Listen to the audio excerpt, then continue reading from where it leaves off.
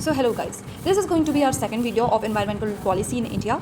We have already completed the first video in which we have covered the topics of meaning, need and the first part of historical evolution, that was the ancient and medieval past, in which we saw that we used to revere the environment and live in a harmonious life with the environment, and we call it as ethos of coexistence. Okay, now we are shifting towards the colonial era. Okay, so in colonial era, like from starting from like British period 1858, है ना?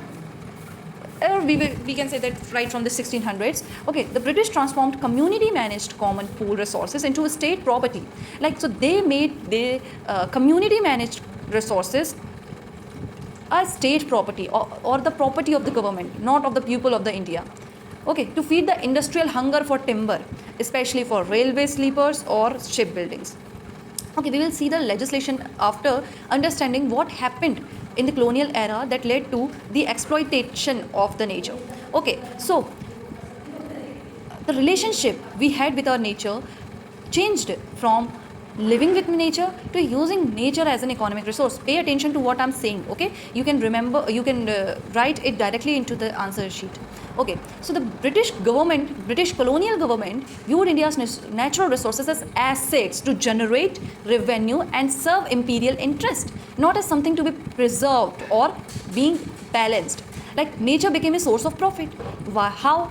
Because nature provides us with many productive resources, like for timber, okay, fruits and many things.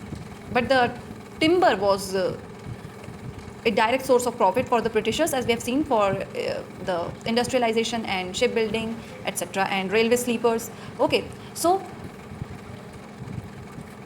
the land was used for commercial crops or cash crops, that was also used to satisfy the hunger of the revenue of Britishers, है ना? Like, how they used to focus on how much revenue can be extracted, not on how can these resources be sustained, or if not sustained, be protected. Okay.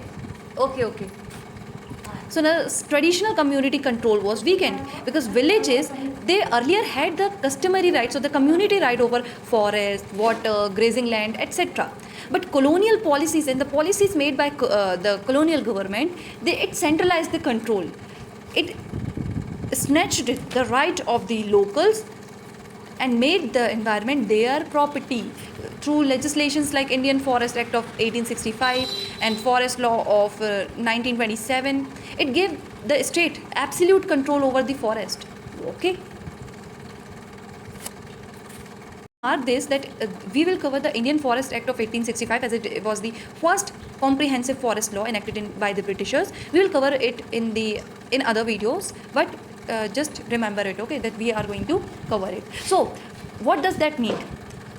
This means that local people lost access, lost rights, traditional conservation practices, they got weakened, and forests were managed for state profit only. Britishers used to view us as wild because we used to practice sustainable practices like nomadic or pastoralism. These are now considered as sustainable, but at that time Britishers used to view us as being illiterate or not having a permanent settlement, meant we are wild.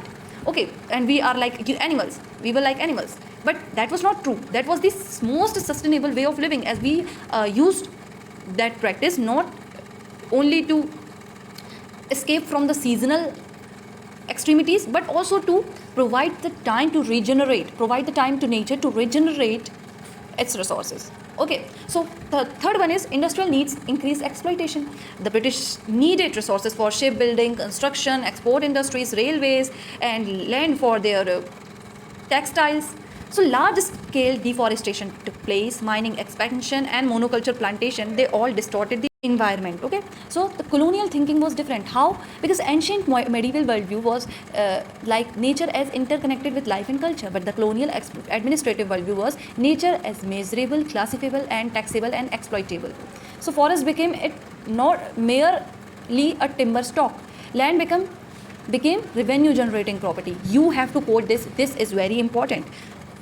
Write it when I'm saying it. Okay. Now, scientific management was introduced, but mainly for the extraction.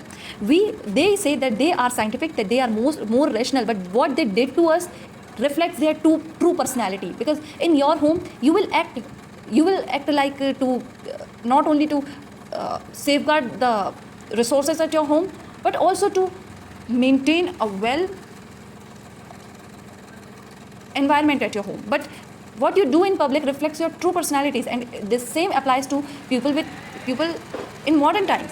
Like, we like to keep our homes clean, but when we board the train or board any other public property, by any public vehicle, what we just use them like we are last to use them. We do not think of other pupils, we do not think of the cost it has. Nothing. Like, we lack civic sense. But it does not mean that those foreigners who say that we lack civic sense had civic sense. Okay, they now can have, but what they did to us was not fair, was totally injusticiable. Okay, now the British introduced organized forest management. It sounds good, but the goal was often regulated exploitation. Now, this is just like saying that I am going to protect you, but in the same time, you are just manipulating the protection, and in disguise, you are just harming that. Not ecological conservation. Because a forest might be protected mainly so that timber would remain available for the future use of the British, right? So, even if they had introduced some certain scientific management practices, that was not with the view to protect the environment, to protect the ecology or biodiversity, nothing.